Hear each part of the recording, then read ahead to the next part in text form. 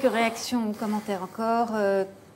Aurélie Krips, chacun devrait balayer devant sa porte. François Stark, ça ce n'est absolument pas à Macron de jouer le médiateur européen.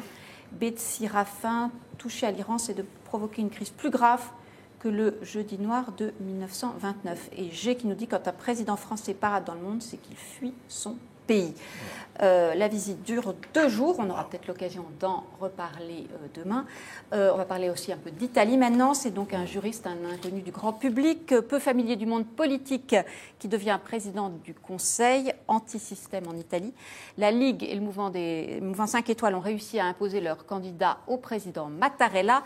Et dès hier soir, Giuseppe Conte a pris la parole pour assurer, certes, qu'il dialoguera avec les institutions européennes, mais qu'il sera surtout l'avocat du peuple italien. On l'écoute. Nel corso della mia vita ho perorato le cause di tante persone. Mi accingo ora a difendere gli interessi di tutti gli italiani, in tutte le sedi, europee e internazionali, dialogando con le istituzioni europee e con i rappresentanti di altri paesi. Mi propongo di essere l'avvocato difensore del popolo italiano. Olivier Duhamel, vous connaissiez Giuseppe Conte comme juriste? Non, pas du tout, et aucun de mes collègues ne le connaissait. Mais bon, ça, c'est pas en soi une tare, hein. On ne connaît pas forcément. Mais ce n'est pas une question piège d'ailleurs, c'était juste pour ça. Non. Il était connu dans le monde des juristes Il n'était connu ni dans le monde italien, ni dans le monde des juristes européens, absolument pas. Et puis vous savez, en plus, pour tout vous dire, de surcroît, il enseigne le droit privé, et moi je suis spécialiste de droit public et de sciences politiques. Donc déjà, on n'est même pas dans la même spécialité. Ensuite, quel type de professeur il est, parce qu'on dit qu'il n'a pas les diplômes, il n'a pas passé le doctorat. Tous les diplômes sur CV étaient un peu gonflés apparemment. Oui, mais aussi qu'il n'a pas passé le cursus classique de professeur. Donc qu'est-ce que ça veut dire professeur? C'est grave. Non, c'est pas ce que je veux dire. Ce que je veux dire, c'est que je ne sais même pas s'il est un professeur au sens strict des 3. Voilà.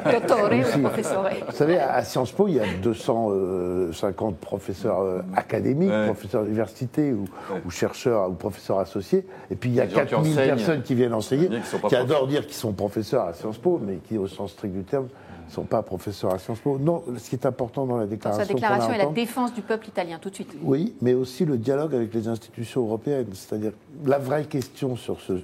D'abord, c'est un événement sans précédent. Que dans une démocratie occidentale, pays fondateur de l'Europe, à nos portes, des 2 mouvements populistes assez différents au demeurant, c'est un mouvement populiste d'extrême droite et un mouvement populiste anti-système, remportent chacun de son côté un succès électoral, fassent alliance et se mettent à gouverner le pays. Ce fait est totalement nouveau, sans précédent, et a une importance considérable. C'est pour ça qu'on a choisi d'en parler, de parler à nouveau d'un point de vue. Considérable. Bon. Par rapport à ça, la première erreur à faire serait de monter sur ces grands chevaux, de les insulter et donc de les braquer un peu plus contre le système. Parce que la vraie question est de savoir si la pratique du pouvoir va les rationaliser et les modérer, ou si, au contraire, ils vont appliquer un programme. Tout le monde s'accorde à dire que, du point économique et financier, il ne peut pas tenir la rampe, et une attitude à l'origine hostile à l'égard de l'Union européenne, et une politique d'une brutalité inouïe à l'encontre des immigrés. Alors, il y a eu des périodes dans lesquelles des partis populistes ont participé au pouvoir, y compris la Ligue. Mais dans ces cas-là, ils étaient en alliance avec des partis traditionnels qui étaient des facteurs de tempérament, qui étaient des facteurs apaisants. Là, ces facteurs n'existent pas. Donc, raison de plus pour aujourd'hui ne pas mettre de l'huile sur le feu. Est-ce que vous voulez dire aussi que des 2 côtés, Salvini et Di Maio peuvent se monter un peu le bourrichon, j'allais dire. C'est un peu familier, mais pour rebondir sur ce que disait Olivier Duhamel. Je ne sais pas s'ils peuvent se monter sur le bourrichon, mais je voudrais juste rebondir sur ce qui a été dit avant et qui a un rapport direct, c'est qu'au moins vous allez être content avec l'arrivée de Salvini et de son allié, parce qu'ils vont tout faire pour lever les sanctions russes contre la Russie. Ce qui dit d'ailleurs bien qui sont ceux qui veulent se rapprocher de la Russie. Oui, c'était des... Et ça va être difficile, puisqu'il faut l'unanimité. S'il n'a pas l'unanimité au moment du renouvellement, eh ben, il n'y aura plus de sanctions. Mais ça veut dire que dans les négociations européennes, ils ont aussi quand même un certain nombre d'armes. Alors, Ce que disait Olivier, la question, c'est est-ce qu'ils vont appliquer de façon pure et simple ce programme qui est quand même fait de briquet et de broc, parce que c'est un bout de l'un, un bout de l'autre, c'est les libéraux du Nord qui veulent baisser les impôts, les dirigistes du Sud qui veulent augmenter les allocations. Bon, il y a un moment, c'est quand même compliqué. Il faut quand même voir que déjà, ils ont renoncé. Donc la question est, est-ce qu'ils vont l'appliquer de façon pure et dure, ou bien, comme finalement Tsipras, au bout de quelques mois, ils vont peu ou prou rentrer dans le rang. Il faut voir qu'ils ont déjà renoncé, les deux chefs, Di Maio et Salvini, à la sortie de l'euro et au défaut sur la dette. Enfin, ils réclamaient l'annulation de la dette italienne. Hein. Donc ça, ils ont dit non, ça, on ne le veut plus. Donc maintenant, il en reste déjà quand même pas mal, rien que dans le programme. Donc on va le voir. En fait, on n'en sait rien. Est-ce que la formation du gouvernement qu'on attend sera un indicateur de leur volonté d'appliquer totalement le programme avec Salvini à l'intérieur. Parce que le gouvernement, il va être composé moitié des amis des uns, moitié des amis des autres. Je pense que ce sera dans les premiers moments à Bruxelles, dans les relations, où on verra comment s'établit le rapport de force. Est-ce qu'ils font un peu des rodomontades et puis ils disent bon, on va trouver un arrangement, ce qui est possible aussi un peu. Méthode Trump, on crie très fort et on se débrouille pour améliorer notre sort. Ça peut se défendre. Ou bien est-ce qu'ils disent non, nous on a un mandat, puis maintenant on va le tenir. Édouard Tétrault sur ce point. Oui, quand même, moi, alors, pour l'analyste financier que je fus, c'est une affaire très grave. Hein. Au-delà du symbole, il faut imaginer en France Alexis, non pas Brézet, mais Alexis Corbière et Florian Philippot prenant le pouvoir, parce que c'est de ça dont il s'agit.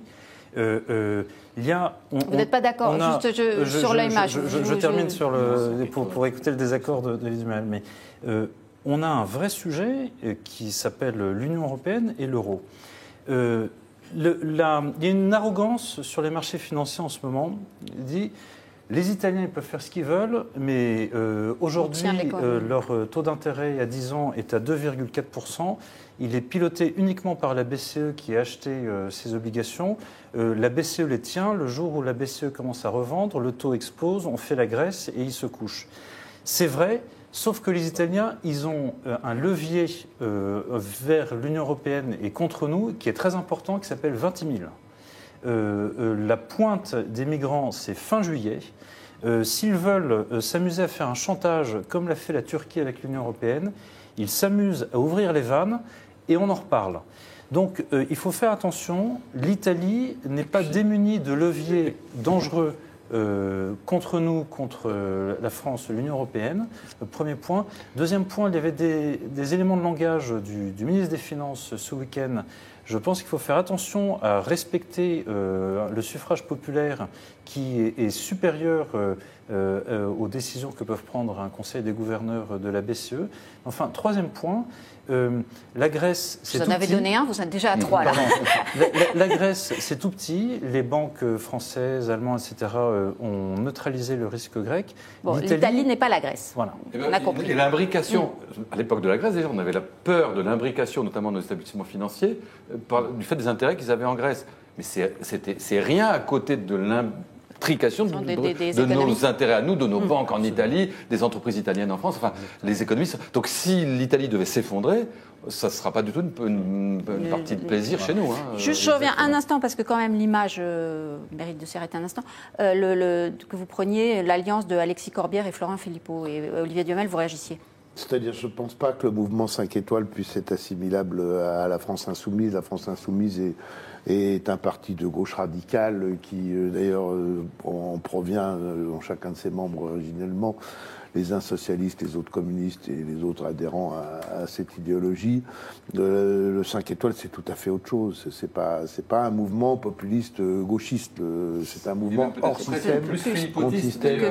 Et donc on peut pas. C'est-à-dire national. On peut pas faire. Il a un côté philippotiste. C'est peut-être plus. Enfin, si on voulait faire un truc, c'est plus Marion et Philippot que Marion Maréchal et Philippot que Philippot et Corbière. Voilà. Il y a quand même un point, je trouve, qui mérite qu'on souligne, c'est qu'ils ont apporté dans le débat européen aujourd'hui, qu'on le veuille ou non, eux qui sont leaders maintenant d'un grand pays européen, d'éliminer les francs-maçons du gouvernement et faire éliminer les Roms aussi. Hein. J'ai lu le programme, comme vous, je pense, et ils parlent beaucoup des Roms dans leur programme. Bon, c'est déroulant quand même. pas terrible. Et donc, ils mettent ça, un des pays fondateurs de l'Union européenne, dans le débat européen, et ça va être repris, évidemment, par des populistes un peu partout. C'est vrai que, même si la franc-maçonnerie en Italie, c'est pas la même chose qu'en France, mais c'est quand même vrai que, globalement, la franc-maçonnerie en soi, c'est ce qu'on appelle une famille de pensée. Bon. L'idée qu'on puisse, dans un pays européen supposé démocratique, interdire les gens en se reconnaissant dans une religion ou dans un courant de pensée philosophique, comme ils aiment à dire de façon un peu excessive, c'est absolument stupéfiant. Je pense d'ailleurs que c'est inconstitutionnel et contraire aussi à la Convention européenne des droits de l'homme, etc., mais qu'on n'aura pas l'occasion de le juger. Mais en soi, qu'on se permette cela, malgré le bémol de la différence entre la franc-maçonnerie en Italie, qui parfois, par certaines de ses franges, est quand même allée jusqu'à préparer des éventuels coups d'État, etc. Donc c'est un sujet un peu différent. La loge P2, voilà, la loge P2, c'est pas le Grand Orient. Ouais. Mais il n'y a pas que la loge P2 dans la franc-maçonnerie italienne. Il n'y a pas que le Grand Orient. Il y a un Grand Orient. Voilà. Et puis l'expulsion des Roms, quand même. Hein. Donc, Je donne quelques réactions sur le sujet. Betsy, il faut refonder la politique et l'orientation européenne pour conjurer le sort du populisme. Il y a Samir Chouf qui nous dit « L'Italie prend le chemin de l'Angleterre ». Bon, c'est effectivement une des questions sur l'Italexit. Juste un mot là-dessus, Vincent Jauvert, pour répondre à notre internaute. L'Italexit, j'y crois pas. Non, je ne pense pas que les Italiens puissent, et le moyen, et même la volonté réellement de quitter l'Union européenne. Ils veulent en profiter. Tout le problème est de savoir jusqu'où on va les laisser en profiter. Alexis, oui. Je ne crois pas que les Italiens veuillent quitter l'Europe. Ils sont dire pas si hostiles que ça, les Italiens eux-mêmes, à l'euro. Ils sont plus hostiles à l'Europe, d'ailleurs, qu'à l'euro. En revanche, ce que je crois, c'est que la colère des Italiens ressemble par beaucoup de traits à la colère des Britanniques et qui s'est traduite par le Brexit, à la colère des Allemands qui se traduit par la montée de l'AfD, à la colère des Hongrois, à la colère des Polonais, maintenant à celle des Suédois, des Danois, enfin, on sent, et des Français évidemment. Donc on sent quand même que dans toute l'Europe, ce mouvement-là d'abord de ras-le-bol vis-à-vis de l'Europe, d'exaspération vis-à-vis de l'Europe, sur des questions qui sont souvent moins économiques qu'identitaires, que ce que Régnier appelle le patrimoine immatériel, notre culture, l'Europe nous protège plus, les étrangers. Le Brexit, c'est une révolte contre l'immigration intra-européenne. Là, c'est une révolte contre l'immigration extra-européenne. L'AfD, c'est contre Merkel qui ouvre ses bras aux réfugiés. Enfin, on sent que toute l'Europe est travaillée quand même finalement par le même grand mouvement. Je suis tout à fait d'accord. Le sujet, il n'est pas économique. Hein. D'ailleurs, la Grande-Bretagne a des taux de chômage records en termes records bas. L'Autriche, pareil. L'Allemagne. Il est d'identité. Il est très lié au phénomène migratoire. Et effectivement, nous commençons à devenir une exception, nous les Français, dans notre comportement, notre ouverture et notre souhait de maintenir une société ouverte. On a quand même lancé le mouvement avec le Front National depuis longtemps. Enfin, oui. Il se trouve que c'est Macron qui a gagné, mais enfin, il n'est pas encore, ou en tout cas, il n'est pas au pouvoir. Quand l'Italie hésite, une des raisons de dire qu'on peut ne pas y croire, c'est que l'Italie n'est pas une île. C'est une notion qui mérite d'être rappelée. Merci Olivier Duhamel. Une dernière réaction, celle d'Isométrique. Le nord de l'Italie a voté Lega, le sud, la Ligue, donc le sud, le mouvement 5 étoiles. Le Parti démocrate a totalement disparu. S'ils ne s'entendent pas, l'Italie explose. Sur le troisième thème, on va parler maintenant un peu, revenir en France avec ses députés, 30% de parlementaires en moins, on le sait, c'est le projet